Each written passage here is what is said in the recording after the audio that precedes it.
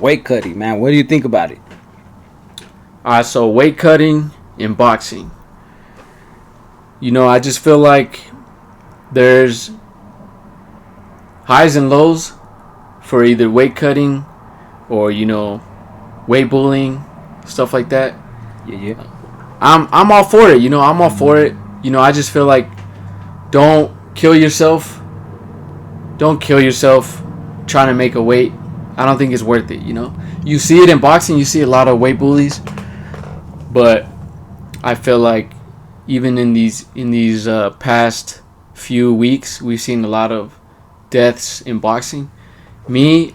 I honestly think 100% that most of the deaths come from weight cutting and draining your body.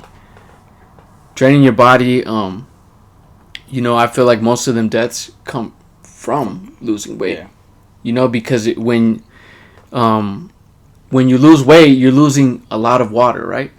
And you're also losing water from your brain. When your brain doesn't have any fluid in it and you're getting pounded, that's when you can get damage to your brain. So just be safe with it. I'm for it. I cut weight, but I've never been the type of fighter to cut weight because I'm scared. You know, like I cut weight just because I feel like you do have to do it because you have to fight. Closer to guys your size. Yeah. I'm not afraid to get in with someone who's heavier than me, who's had to lose way more weight than me because I think that I still have the advantage because I didn't have to lose as much. And that's true because there's been a couple of tournaments. I mean, me and you grew up in the amateurs, right? Mm-hmm. There's been a couple of tournaments where me and you were like the exact same weight. So like, hey, who's gonna go up? And I'm like, I just went up, so you have to go up. I was literally going up from 123 to 132. Right. And I mean, you've done a lot of damage at 132, and you're like, you know what? I'll go up. I'll challenge myself. Right. Because I was already going up in weight. I was like, if I go to 141, then that'd be a huge disadvantage. Jumping up 2 weight classes. You did it, and you won. And I still did good, yeah. And so yeah, I mean, like I said, man, sometimes skills pay the bills. Like it doesn't matter. You don't have to cut no 30, 40 pounds if you're that skilled. Floyd said it best. Skills pay the bills, and Floyd is a perfect example of that. Floyd never really cut more than at the end of his career. Yeah. When he was already at 47, they said he would walk around 154, 155. Yeah. So that's only like 6 pounds. That's why he was able to do good at the end of his career. Man, that's true. I mean, Floyd, he's one of a kind fighter, man. But yeah, like just going back into the cutting weight, like there isn't a huge advantage to it. Like I remember when I first started boxing, my first couple of tournaments, I was heavier. I wouldn't cut weight, and I never did good. First round, I would be out. And then when I actually took it serious, cut weight, I won the state title. My very first weight cut, I won the state title. And that just shows that this is why people do it, because the advantages, I remember I was fighting people at that state title, and I was like, man, these guys don't hit hard, because I was used to fighting guys 30 pounds heavier. Mm-hmm. So that when I actually cut the weight and I fight these guys, they're little to me. I was walking through them. Yeah. And that's the advantages to it. But I mean, later on, your body outgrows it. I see why people do it. Absolutely. Yeah. Because that is true. The difference in sizes, like you go down in weight and those guys can't crack an egg. Yeah. Because like you're used to fighting way bigger guys or guys your size. Yeah. Because sometimes those guys are not losing as much weight as you. So like, there's all these factors, but I see why people do it. Yes, like you go down in weight, you fight smaller guys. My opinion, but me, I like feeling good for fights. I didn't care if they were hitting harder, as long as I felt good, because now I know that I can go out and perform to the best of my abilities, right? So like I didn't care if they hit harder. I'm like, fuck it, as long as I'm good in the ring, as long as I can defend myself, move good, hit good, still be strong, that's how I looked at it. Most guys look at it as like, oh, I'm gonna go down because like they don't hit hard, they can't knock me out. Yeah. Blah blah blah. I mean, Yeah, I mean that's true, right? Because if you cut a lot of weight, you're not gonna perform the same. You know, like a lot of times you've seen it. Me up here in sparring, I would be dominating everybody. In the fight, I'd be weight drained. I couldn't even throw punches. You know, I would literally spar multi-time national champions here at the gym. I'd give them a run for their money. And then when I go fight, weight drain, man, I could barely even move my feet. And you fought the same guy. Yeah. So there you go. That's a perfect example because like full energy. Fully hydrated. Fully hydrated. You guys are both sparring. Both of you guys are fully hydrated. Yeah.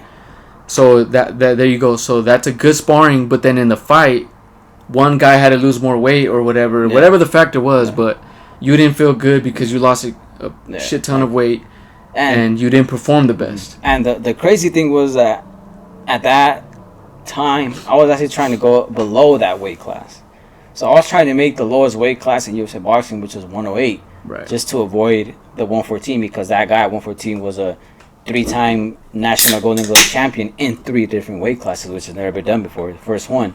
And I was like, man, I'm trying to avoid him because if I avoid him, that's a guaranteed spot to the nationals.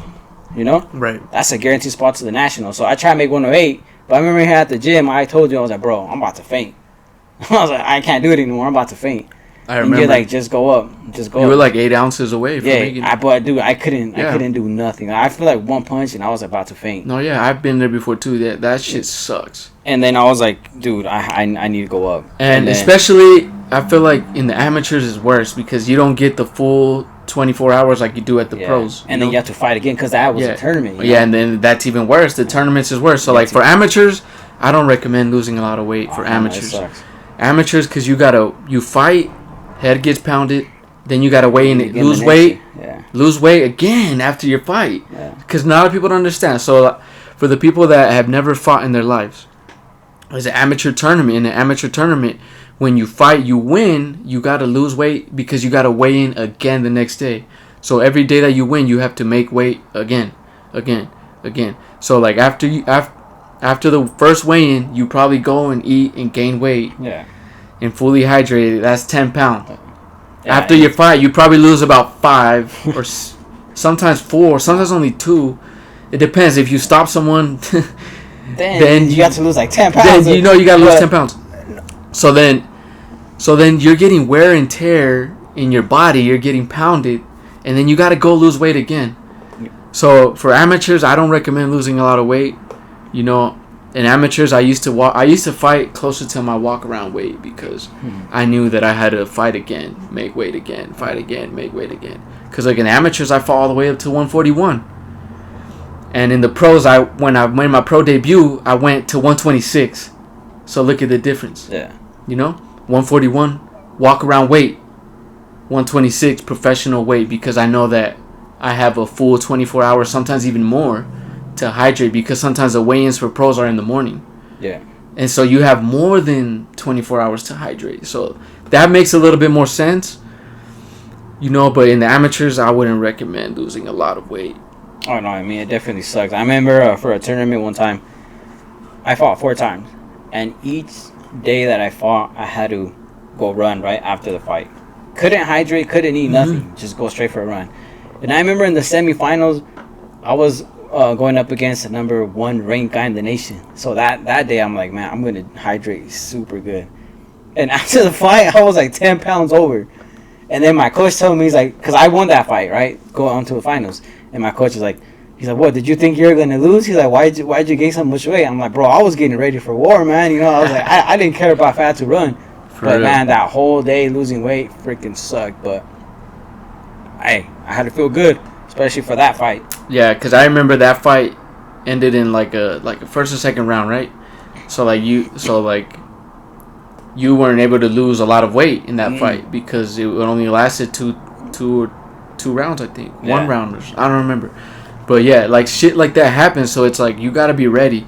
Amateurs, I remember too, like before I went up to one of the weight classes that I was at, I remember every fight, after every fight I had to go work out. Put on a sweatsuit, you know, go work out. And you can't eat. And when are you the most hungriest? After your fight. And you can't eat. You know, it sucks. You know, there's a lot of sacrifice to losing weight. But here's another thing. This is one of the most important points about losing weight. Do it. If you're gonna do it good in your camp. I feel like that's the most important part. Not losing it all the way to the very end. Mm-hmm. Not waiting till the very end, because that's when I feel like that's when you like completely just kill your body. Yeah. Your body just goes into shock because of all the weight that you lose. You know, it doesn't perform the same. You can't perform the same. So if you're gonna lose a lot of weight, look at the weeks that you have left and calculate it. Yeah. Be like, all right, this week 2, this week 3, this week 3, maybe say 4 or 5 for the last week. That's healthy. 4 or 5 for the last week is healthy. You know, I don't think you should lose more than that. There's a lot of people that do.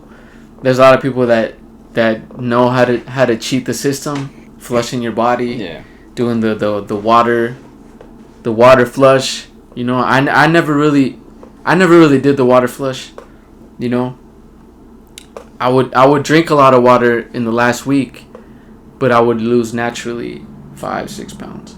Yeah. But I never did like a full water flush where it's like guys do lose up to 20 pounds. Yeah. I never did that. You know, but some people do that. I don't know. I never really wanted to try it out because I was always scared. I was always scared because I'm like, what if it doesn't work? You just gain all that weight. What if it doesn't work? I'm like, what if it doesn't work? I can't afford it, you know. So I never really tried it. Yeah. There's a lot of different ways. Yeah, I mean, for my first couple of tournaments in the amateurs, man, I was not good at cutting weight at all. I would literally wait till the last couple of days and just freaking starve myself. And the thing is that it's crazy because a lot of times, like, the skill goes out, right? But that's when the heart comes in. I won a couple of state titles, all that, on just heart. I had no legs, nothing. I was just in there throwing and just, you know, I wanted it more, you know? I wanted more. And that's what it comes down to when you're in those deep waters, you know, how bad you want it. And then there's been tournaments where I actually cut the weight good. I started right at 6 weeks before the fight. And then I was able to eat right before weigh-ins, you know, and you feel good. You feel good during the fights. Yeah. You look sharper. Your skills show, you know, and that's why amateurs is so important. Yeah. Because if you didn't have the amateur background where you could try different things, you would never know that. Yeah. You know, because we tried every single way. Like at first, we didn't know how to lose weight. I would do the same thing. I would always wait till the very last, probably day or two, and lose as much weight as I could. Yeah, dry out. You know, like I didn't even have a scale. I don't even remember owning the scale. So like, I would even show up to weigh-ins, just in my mind thinking like, how much am I gonna weigh? Like I feel like I'm probably like, you know, this much. But I never really knew how much I would actually come in weigh-in. You know. Yeah. Until I got a scale, but but then you try different things. And then like you said at the end, you did it good and you felt the best. Yeah. So like, that's what I'm saying. Like, once you start learning what works best for you, go with that. You know, some guys can lose a lot of weight at the last week and still feel good. You know, props to you. You know, but there are some guys that don't. You know, so that's why take advantage of being an amateur boxer and learn as much as you can with the weight. You know, do different things. You know, try different things. But just try your best to be healthy, you know, like if you feel dehydrated, like so dehydrated, I don't recommend it because it's not worth it. It's not worth going into a fight and then, you know, coming out with brain damage or, you know, like some guys pass away, you know. Getting CTE, you know, down the road from all the hits you've been taking. Then like it's worse when you're dehydrated, you know, like. That's what I'm saying. Like. So yeah, like I definitely wouldn't recommend it either, but the advantages are there though. They're there. Like. Oh, for sure. Yeah, like I remember when I first cut down like a lot of weight, and I was fighting guys a lot smaller. Like, man, these guys, they like you said, they can't crack an egg, you know. Mm-hmm. And I walked through all of them. Yeah. And then when I started fighting closer to my weight, then I was like, oh man, like some of these guys are actually pushing me back, you know. But like I feel good, so I'm able to move good. I'm able to time. It's better, you know. It's better. But that's the thing is that how did you feel when you like? Yeah, those guys, you felt them smaller in size. Yeah. But how did your body feel when you fought. Yeah, not good.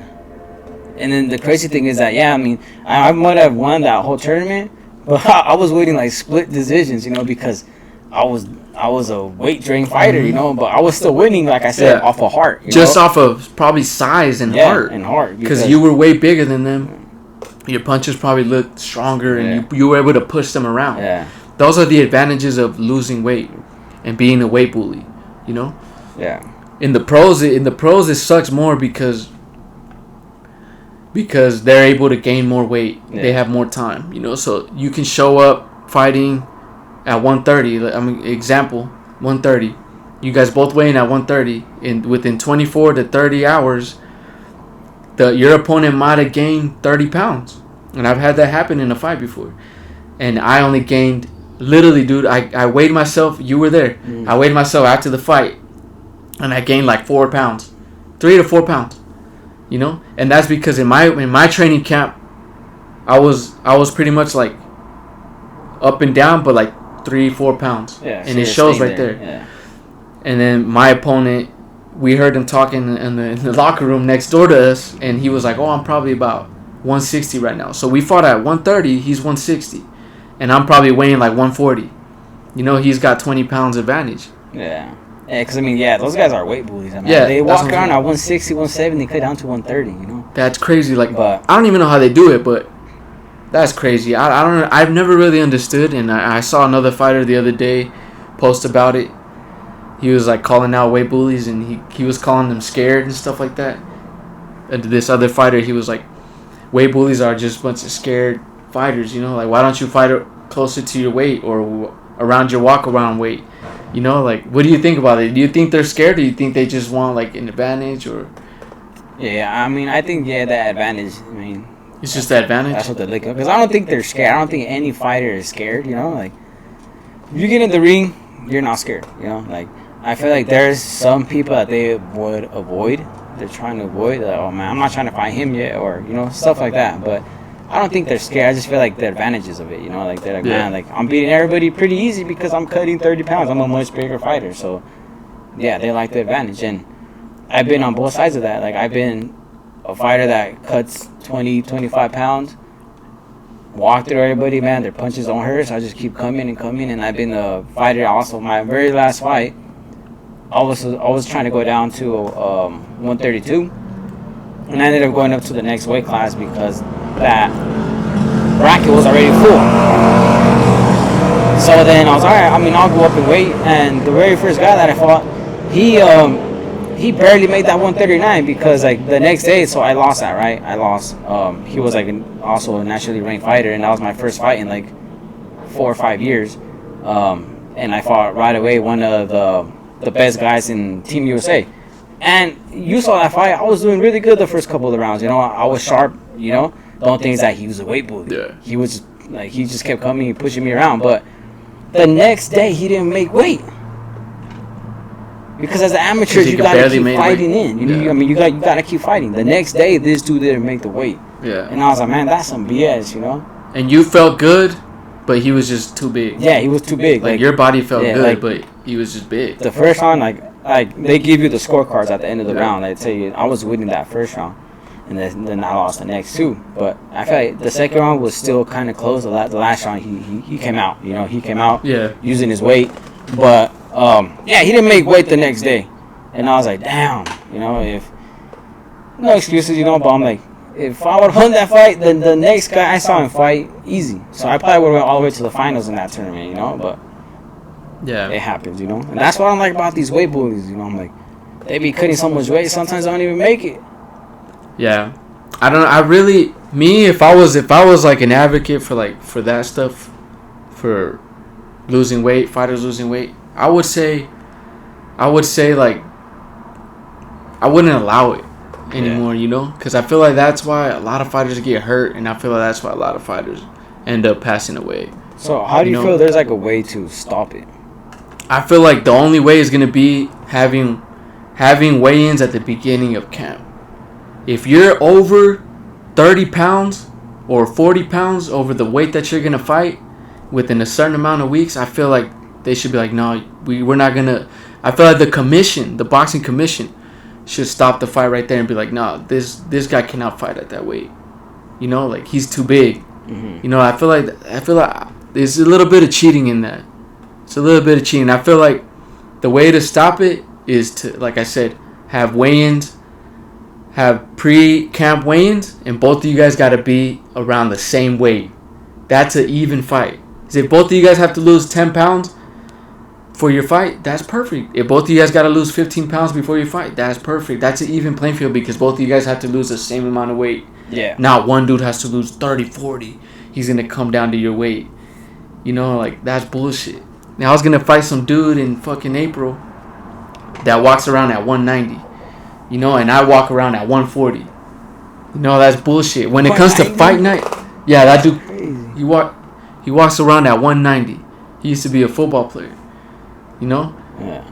That's crazy to me because, like, dude, like, I'm not scared. You know, I'm not scared. I was going to fight him either way, but I ended up getting injured. You know? But that's just crazy to me, like, to think about it. You know, like, yeah, I'm going to feel good. That's the thing that I liked about it. I was going up in weight. I was going up 5 pounds. I was moving up to one weight class. I was moving up 5 pounds, and I was like, I'm going to feel good. That's the thing that I like about it, is that I'm going to feel good. But, yeah, this guy is a fucking monster. You know, that kind of got me thinking a little bit. But I'm like, as long as I feel good, I know that I could compete with anyone. That means, like, a Floyd Mayweather. You know, you're smaller. He fought Canelo, you know, way smaller. Canelo's way bigger than him, but he used his skill to beat him, you know?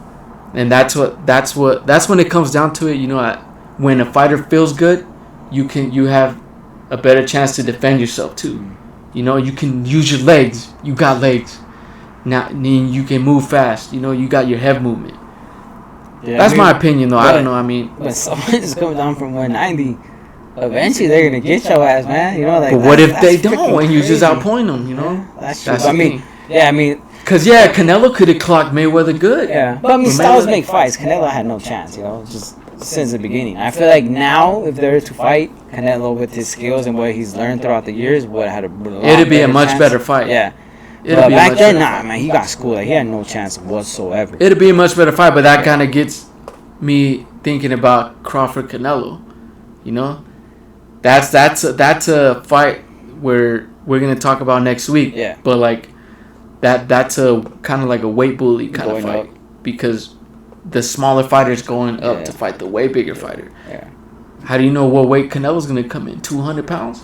Yeah, and there's Crawford's already gonna fight at his walk around weight, so he's not coming in heavier than. But he's weighing like 190 supposedly. For real? Yeah, they had a picture of him like weighing in. It was like 198.